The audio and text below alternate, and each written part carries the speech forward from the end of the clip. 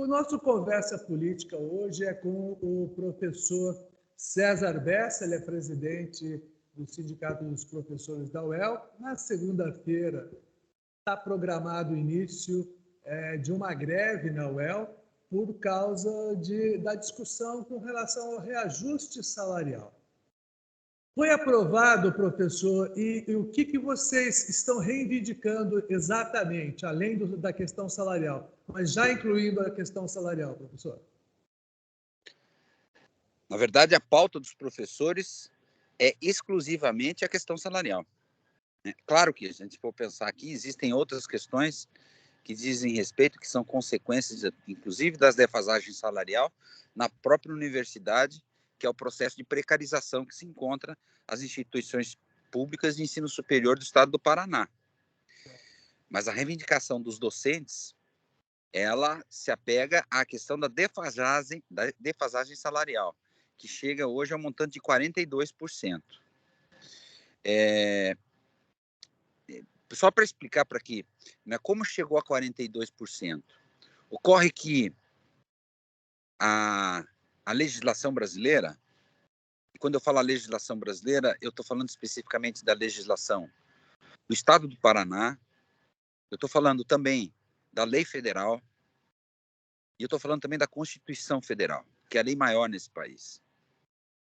Determina que o administrador público, né, tem que corrigir os salários dos servidores anualmente. Essa é uma determinação constitucional. O nosso governador não cumpre essa determinação constitucional por 7 anos consecutivos. Em decorrência desse período de 7 anos consecutivos, é que nós temos essa defasagem de 42%. Uma pergunta, professor. Essa defasagem, ela é só deste período do governador Ratinho Júnior ou também veio alguma coisa, algum resquício aí do governo do Beto Richa? Não, pega um pouco do governo Beto Richa, porque mas a coisa, o fato em si, ele é um pouco mais complicado e até um pouco mais revoltante, porque de fato pega o final do período do governo Beto Richa. Certo. Mas a gente tem que recordar que o governador Ratinho Júnior, atual governador do estado do Paraná, ele fazia parte da equipe do Beto Richa. Mas o que realmente revoltou também os professores, mas já foi em outro tempo, né, foi o fato de que, no final do governo Richa, alguns índices de reajuste foram pagos de forma parcelada.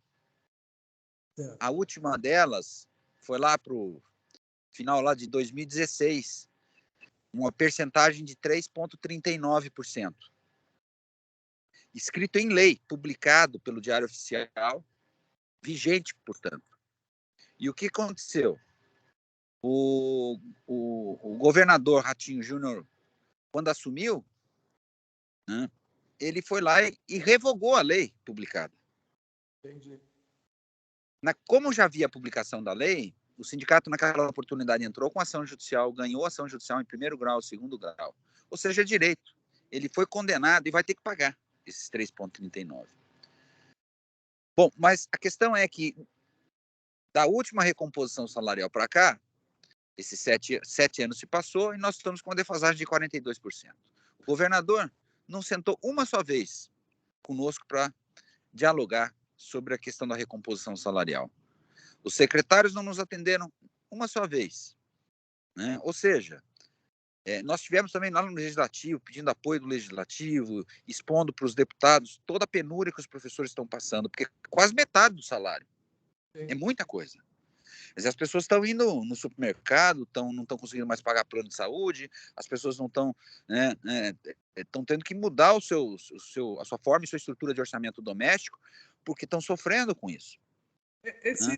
Essa falta de repasse também atinge os demais funcionários, os demais servidores da UEL, certo? Correto. Não houve consenso entre o sindicato dos professores e o sindicato dos demais servidores técnicos administrativos para entrarem em greve no mesmo período? O que aconteceu? Não houve consenso entre docentes e técnicos. Tem que entender o seguinte, que existe a defasagem deles, inclusive, de recomposição salarial é a mesma que a nossa, de 42%. Né?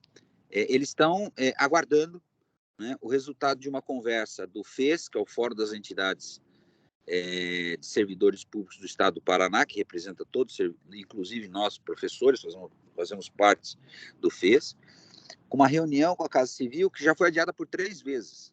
Parece que foi remarcada agora para o dia 10, né? Quarta-feira. E a gente espera que possa sair alguma proposição, né? Porque a assembleia de ontem, dos docentes, deflagrou greve a partir de segunda-feira. Mas também marcou uma assembleia segunda-feira, uma assembleia organizativa, e marcou também uma assembleia para quinta-feira. Quinta-feira, uma nova assembleia para reavaliar a permanência da greve. Certo. Quer dizer, na verdade, na segunda-feira vocês podem, de repente, tomar uma decisão de aguardar mais 2 dias por conta da reunião do FES, lá em Curitiba, com o líder do governo. Pode ser que os professores tenham essa intenção. É difícil dizer porque a Assembleia é muito dinâmica, né? Claro que existem tendências, né? Mas a Assembleia é uma decisão debatida entre os professores. Ontem nós tivemos na Assembleia mais de 230 professores. Né? O auditório do CLCH estava lotado. Uma coisa, professor, desse período todo do governo Ratinho Júnior, não houve espaço para negociação? O que aconteceu? Nenhuma. Foram protocolados ofícios, foram tentados diálogos, não conseguimos conversa. Não tem conversa com. Nós estamos esperando. Aliás, a decisão da greve, a greve é o último recurso. Né? Ninguém gosta de fazer greve. A greve é problema. É um problema para todo mundo, causa problemas.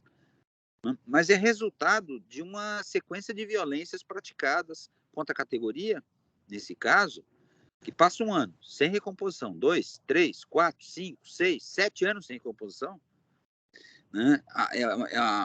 O professor sente, né? E sente o desprestígio, inclusive, né? Com a coisa pública, né? Que é a educação pública do ensino superior. Não houve, assim, nenhuma sinalização de negociação por parte do governo, ou pelo menos para negociar mesmo, sentar? A única coisa que aconteceu, Ócio, a única coisa que aconteceu foi o governador ter ido para a imprensa, nem nos comunicou, não teve um diálogo conosco, ele simplesmente foi para alguns órgãos da imprensa, num determinado dia aí do final do mês de abril, e disse o seguinte: para os professores do ensino superior, para os membros dos funcionários do executivo, haverá um reajuste de 5,79. Foi isso. Né? Veja só, os professores do magistério, né, superior do federal, né, inclusive, eles têm uma defasagem salarial inferior a nós. Eles tiveram 9%. Né? Então, aqui parece que é uma questão proposital, né, de atacar os docentes, atacar os servidores do executivo, porque isso envolve todos os servidores do executivo, não é só para os docentes, é para todos os servidores do executivo. Então, a consequência é... O governo está dando agora uma recomposição para os funcionários do Poder Judiciário. Qual que é a defasagem salarial lá? 13%. Não é 42%, é 13%. Quanto que o governo do Estado do Paraná vai dar de recomposição para eles? 13%. César, eu acompanho política há umas décadas. O que a gente percebe, independente do governo, parece que há sempre um tensionamento entre o governo do momento com as universidades estaduais. Você entende por que isso ocorre? Entendo. É certo que dos órgãos que compõem a estrutura do Estado, a universidade, em decorrência da sua função de produção científica, né, E para que ela possa realizar essa produção científica, ela tem que ter liberdade. É o que nós chamamos de autonomia. Senão ela não pode produzir ciência. Porque ela vai ser dominada por interesses econômicos, por interesses políticos. E a universidade, ela tem a garantia da autonomia prevista na Carta Constitucional, no artigo 207 da Constituição Federal. Então, o exercício dessa autonomia, né, ela de fato incomoda o governante, porque ele não consegue dominar a estrutura da universidade. Todo governante, todos os governantes que a gente tem verificado no governo do estado do Paraná, tem esse tensionamento porque querem dominar a autonomia, a liberdade das autarquias, porque as universidades são autarquias, né? Eles querem dominar, né, politicamente, né, as universidades, né? E, obviamente, fazerem da universidade instrumento político. Como não conseguem, né, começa a se haver esse processo de tensão. Veja que agora o governo do estado do Paraná, a Secretaria de Ciência e Tecnologia e todos os demais órgãos aí, Cefa, CEAP, né, o que eles querem? Eles querem incluir a folha de pagamento das universidades, parte dela já é dessa forma, diga-se de passagem, mas inclusive da UEL e da UEM, né, no que se chama de Meta 4. Ou seja, se a folha de pagamento for rodada em Curitiba, né, o domínio todo deles, né, e controle passa a ser por lá, e não pela administração local. Ou seja, se o professor se titulou, né, ele não coloca na folha. Se o professor quis se filiar ao sindicato, eles criam embaraço. E assim por diante. Né? Ou seja, há um domínio que você vai fazendo por partes. Né? Uma desses domínios é o sucateamento. Já que eles não conseguem dominar a autonomia da universidade, estão cada vez mais sucateando a Universidade Estadual de Londrina e as demais, né, a UEL e as outras 6 universidades do estado do Paraná, né, que cumprem um papel de muita relevância. Né? Vejam vocês aí que esse período de Covid, né, quem foi que segurou, né, o perigo maior diante da tragédia que nós estávamos enfrentando? Foram os hospitais universitários, principalmente aqui o hospital universitário na nossa região. Né? Eu entrevistei recentemente um professor chamado Nelson Rodrigues. Ele é professor lá da Unicamp. Ele está com 96 anos de idade. Ele foi professor aqui na UEL. O SUS começa com um projeto de pesquisa e de extensão na Universidade Estadual de Londrina antes de ser implementado na Carta Constitucional de 1988. É resultado de projetos de universidade. E é isso que a gente tem que expor para as pessoas. O papel importante das universidades, a contribuição que desaparece. Né? É real até que desde a fundação da Universidade Estadual de Londrina, ela se tornou meio que o centro do desenvolvimento regional. Ela tem uma contribuição muito grande para o desenvolvimento não só de Londrina, mas das cidades da região. Quando ocorre esse tipo de embate, a sociedade organizada, eu nunca entendo muito o que seria essa sociedade organizada, porque eu percebo sempre que é meio desorganizado. Mas, assim, a sociedade organizada, ela não pode fazer, por exemplo, um meio-campo entre a universidade e o governo do Estado, já que há essa tensão permanente. É o que se espera. É o que deveria acontecer. Né? A importante preocupação da sociedade civil, né? com as universidades do Estado do Paraná, com um papel importante e relevante que elas desenvolvem. Né? Mas o problema é que as administrações, aí entra o papel das administrações. As administrações estão tratando as universidades como se fosse empresa. A universidade não é empresa. A estrutura é diferente, a função é diferente, os objetivos são diferentes, né? Os princípios são diferentes. A universidade não é empresa. Eles ficam fazendo cálculo de custo por cabeça de aluno. O aluno que, por exemplo, que nós professores formamos aqui, eles saem